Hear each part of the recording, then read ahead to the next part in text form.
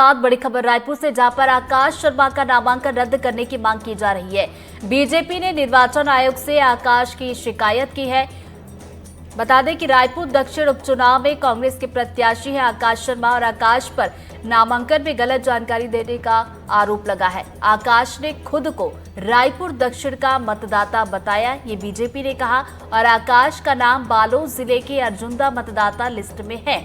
तो देखिए, बड़ी खबर इस वक्त, आकाश शर्मा का नामांकन रद्द करने की मांग यहां पर की जा रही है। इसको लेकर बीजेपी ने निर्वाचन आयोग से आकाश की शिकायत भी की है।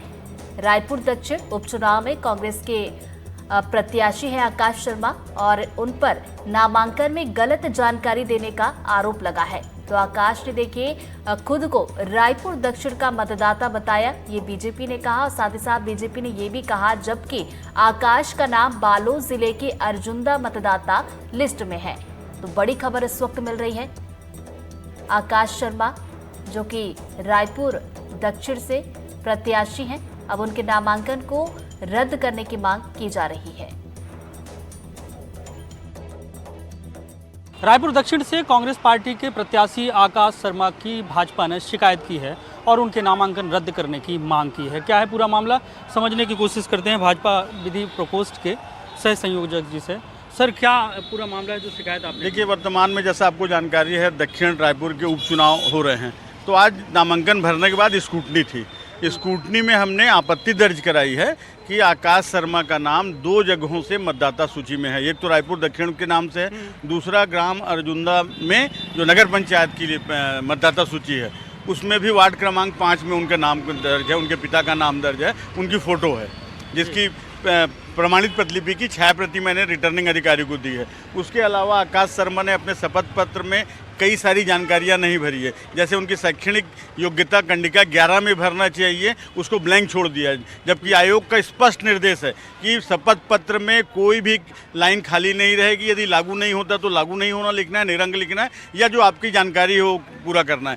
कई 4 से 5 आवेदन आज निरस्त हुए हैं इसी आधार पर कि कई लोगों ने शपथ पत्र में पूरी जानकारी नहीं दी थी। तो हमारी ये मांग है कि आकाश शर्मा जो कांग्रेस के प्रत्याशी हैं, उन्होंने शपथ पत्र में पूरी जानकारी नहीं दी है और अपराध को छुपाया है, उनसे ज़्यादा दर्ज है, 4 से ज़्यादा दर्ज है, और 2 जगह से उनका मतदाता सूची है। तो लोक प्रतिनिधित्व अधिनियम की धारा 1951 की धारा 17-18 में ये प्रावधान है कि ऐसे लोगों के खिलाफ कार्रवाई की जानी चाहिए। क्या लगता है उनका नामांकन निरस्त होने? हमने निर्वाचन अधिकारी से निवेदन किया, वो ऑर्डर के लिए रखे हुए हैं।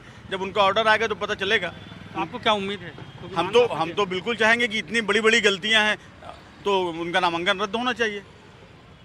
ये थे हमारे साथ भारतीय जनता पार्टी के विधि प्रकोष्ठ के सह संयोजक, और इनका ये कहना है कि इन्होंने शिकायत की है और शिकायत अब निर्वाचन आयोग तक पहुंची है। हालांकि भाजपा की मांग है कि आकाश शर्मा ने जो अपनी जानकारी छुपाई है और जो गलत जानकारी दी है, उस आधार पर उनका नामांकन रद्द किया जाए। कैमरा पर्सन प्रवीण साहू के साथ जुल्फिकार अली, एनडीटीवी। और चलिए इसी खबर पर ज्यादा जानकारी के साथ हमारे सहयोगी जुल्फिकार अली हमारे साथ जुड़ गए, सीधा उनका रुख करेंगे। जुल्फिकार, देखिए शिकायत की गई है निर्वाचन आयोग से, अब किस तरह की मुश्किलें आकाश शर्मा के लिए यहाँ पर खड़ी हो सकती है? शिकायत दर्ज हुई है तो भारतीय जनता पार्टी की शिकायत बढ़ी, क्योंकि जो आरोप लगाए गए हैं, जो बात कही गई है कि उन्होंने जानकारी छुपाई है और निर्वाचन नियमावली जो है उस आधार पर अगर हम देखें तो उसमें जानकारी बिल्कुल सटीक सत्य देनी है।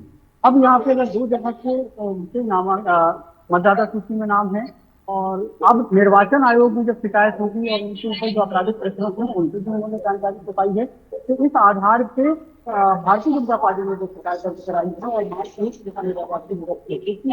जो शपथ पत्र में कई सारी चीजें उन्होंने भरी नहीं है, निरंकित हो गया है, जबकि ऐसा निरंकित छोड़ा नहीं जाता है। ये विधि प्रकोष्ठ की आरोप है और इसी आधार पर भारतीय जनता पार्टी ने शिकायत दर्ज की है। अब ये पूरा मामला निर्वाचन आयोग में है। निर्वाचन आयोग इस शिकायत की किसी प्रवृत्ति को लेता है और जो नियमावली है इस आधार पर अगर कहीं से भी गलती पाई जाती है तो इस आधार पर निर्णय अब निर्वाचन आयोग को देना है। हालांकि भारतीय जनता पार्टी ने मांग कर रही है और अगर इसी निर्वाचन आयोग सबसे पाता है और इसको की जांच की जाती है तो आकाश मुश्किलें बढ़ सकती है। और इसको पहले भी हमने देखा है, जब अगर चुनाव हुए थे उस समय से भी चुनाव एक तरफा हो गया था जो कांग्रेस के प्रत्याशी थे आखिरी समय में उन्होंने नामांकन वापस ले लिया था। अब हालांकि यहाँ पे आकाश सर्वे ने अपना नामांकन दर्ज किया है, लेकिन जिस तरीके की शिकायत हुई है तो अब निर्वाचन आयोग क्या फैसला लेता है उसके लिए इंतजार करना होगा। लेकिन फिलहाल जिस तरीके की शिकायत हुई है तो यही कहा जा सकता है कि आकाश शर्मा की मुश्किलें बढ़ सकती है। बिल्कुल शिकायत की गई है, मुश्किलें यहाँ पर बढ़ सकती है। जुल्फिकार, शिकायत के बाद कांग्रेस की तरफ से क्या कुछ प्रतिक्रिया आई है?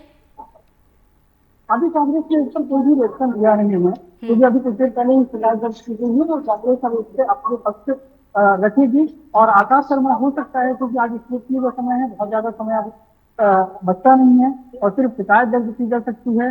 तो अगर किसी भी तरीके की कोई आपत्ति जो भाजपा की तरफ से आई है वो निर्वाचन आयोग को इसका निराकरण करना है और निर्वाचन आयोग को निर्णय लेना है, क्योंकि पूरे नामांकन का शपथ पत्र हो, नामांकन का फॉर्म हो, वो आकाश शर्मा की तरफ से जमा किया जा चुका है, उसकी है।